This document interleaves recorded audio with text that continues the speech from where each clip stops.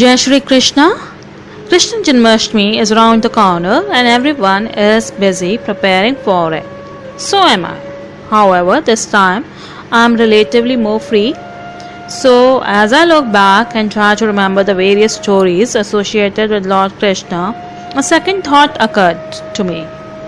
Now, what could be the lessons one could learn from these stories? So I began thinking on those lines. Some of the important lessons which I could think of are, so the first is never give up your passion. Lord Krishna is always seen with a flute in his hand. Most of the time he is always playing flute and mesmerizing everyone around him with his music. He never lets the music take the back seat nor loses passion for the same, even though he had many worldly commitments. However, in today's world, we easily unconsciously lose our focus from our hobbies, which bring joy to our lives and relaxes and soothes our nerves and brain when it gets tired. Now we get so much involved in our daily life commitments that we have completely forgotten about our passion, which could have been an effective means to ending the drudgery of our lives. Second is service to mankind is service to God. Now remember the stories when a serpent makes river Yamuna its home, and as a result of which the Yamuna gets poisoned and the people start dying because of that. Or when Lord Indra heavenly posed to demonstrate his purity. Now on both occasions it is the Lord Krishna who comes to people's rescue. Similarly in our life too, one needs to serve the society not through compulsion but with the goodness of heart. In return what one derives is the internal satisfaction and inner peace which is worth our time and effort. Next is prioritize your commitment first. Now as soon Lord Krishna knew about his parents, he left his carefree life, that is a life of playing flute, his friends, his herds, his beloved Radha, and went to save his parents, the kingdom and his people. So like Lord Krishna, our life commitment should be our first priority. Next is to be a true friend.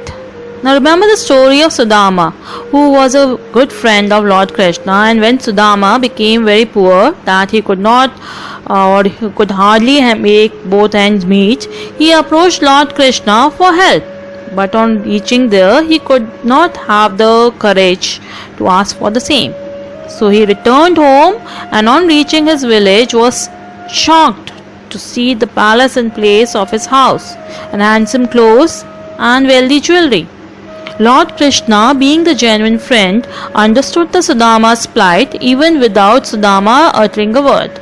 So this is the meaning of true friendship. Next is always uphold dharma.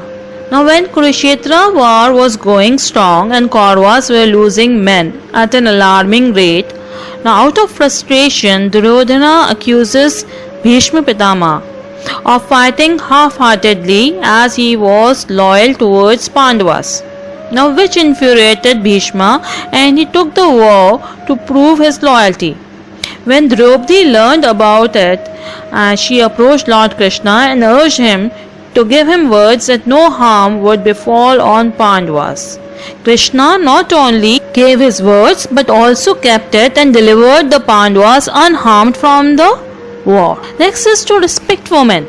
Now on one occasion when Draupadi was stripped of her clothes and humiliated in front of the entire court, now it was only Krishna who defended her dignity. Now it is because of all this that he continues to reside in the hearts of the people till date. He is a strategist. Now during the war of Kurukshetra, Lord Krishna knew that Pandavas did not stand a chance against the mighty Kaurava army. He knew that Kauravas would not hesitate to stoop low if the situation demanded. He was also aware of the fact that Pandavas disdained for the unethical methods. Being a strategist, he never broke the rules, however, bent them to make the Pandavas advantage. For example, when we asked Shikhandi to stand in front while Arjuna shot his arrows from behind. Simplicity is best.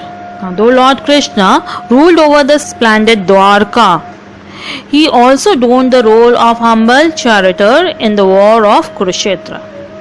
Simplicity is liberating, as one is free from unwanted elements in one's life, and at the same time, one can identify with what is really important in one's life.